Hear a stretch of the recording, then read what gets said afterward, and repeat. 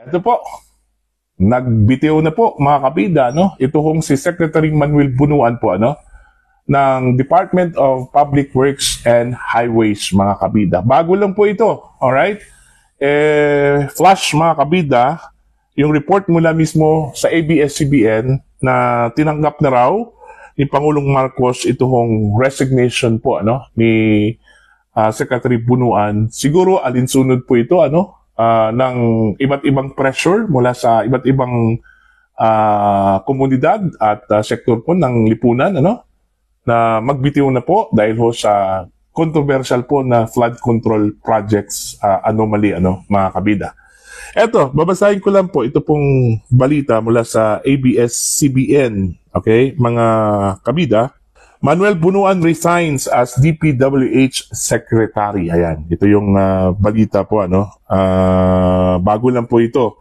Actually, posted po ito mga kabida alas 4:33, ano, ngayon lang hapon. August 31, 2025. Alright? Manuel Bunuan has resigned as Secretary of the Department of Public Works and Highways, or DPWH. The Presidential Communications Office announced on Sunday. Ayan, ngayon lang po ito. According to PCO Secretary Dave Gomez, President Ferdinand R. Marcos Jr. has accepted Bunuan's resignation, which is effective on September 1.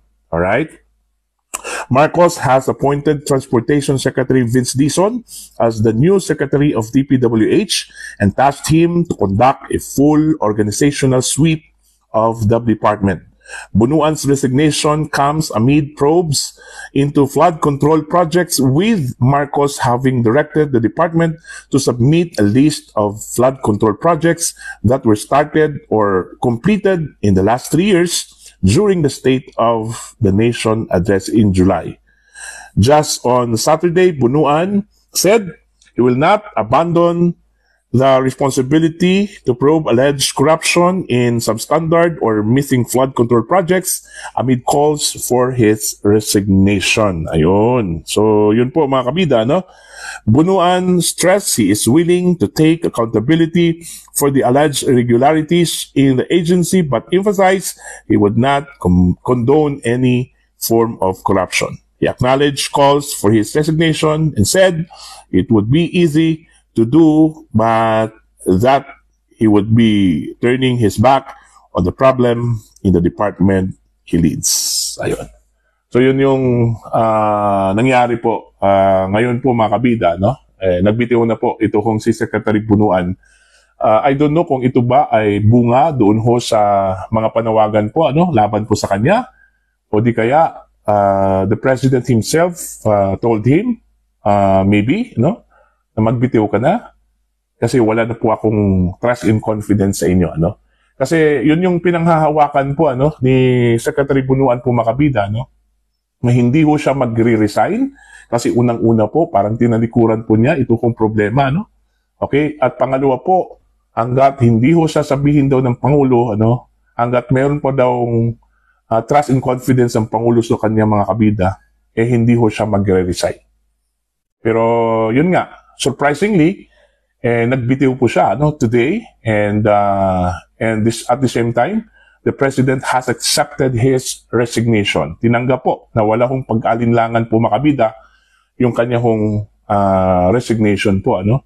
Ibig sabihin po dito, talagang gusto na po ni Pangulong Marcos na magbitiw ito hong si Bunuan, ano, kasi ho nawalan na po siya ng trust and confidence. Kasi kung gusto po niya, no, na mananatili ito kung si Bunuan, ano, sa kanyang posisyon mga kabida, sana tinanggihan po niya.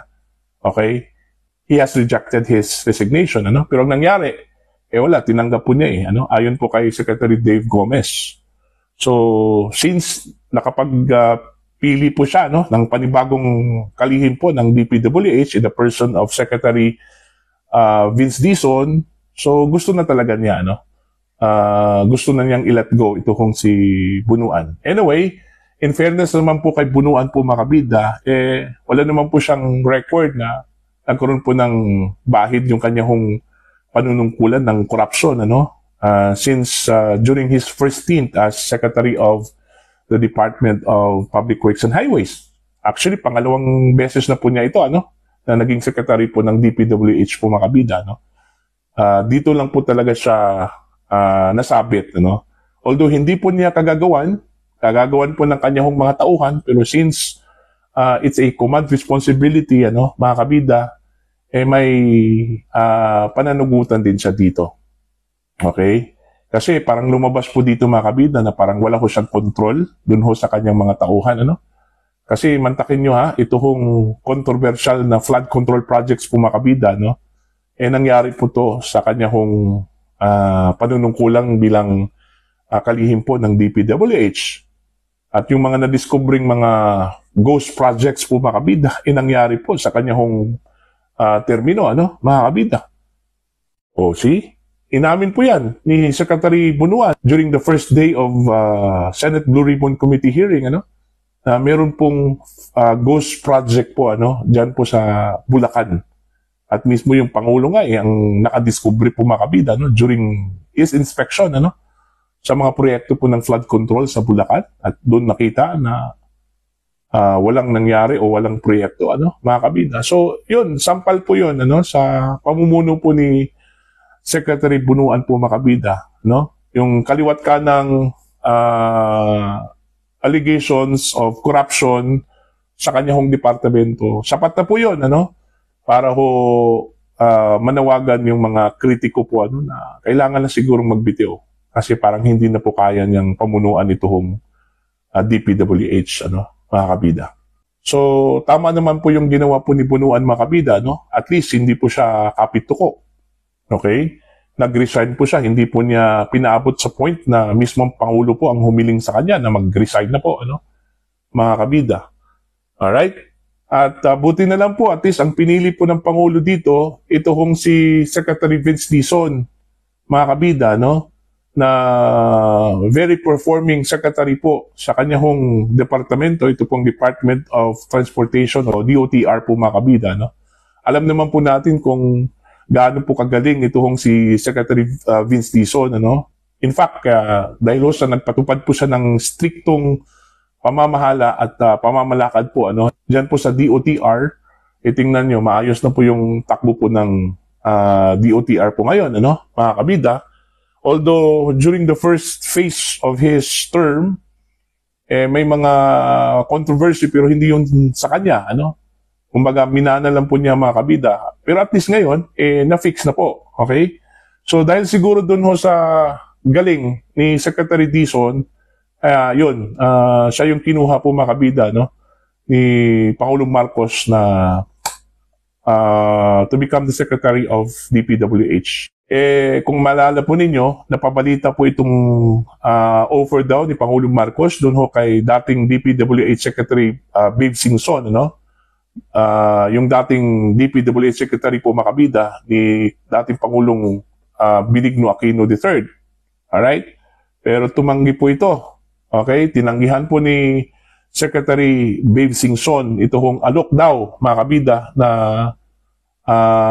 maging Secretary ng Department of Public Works and Highways. Siguro dahil sa ang tindi na po, itong controversy po, sa DPWH.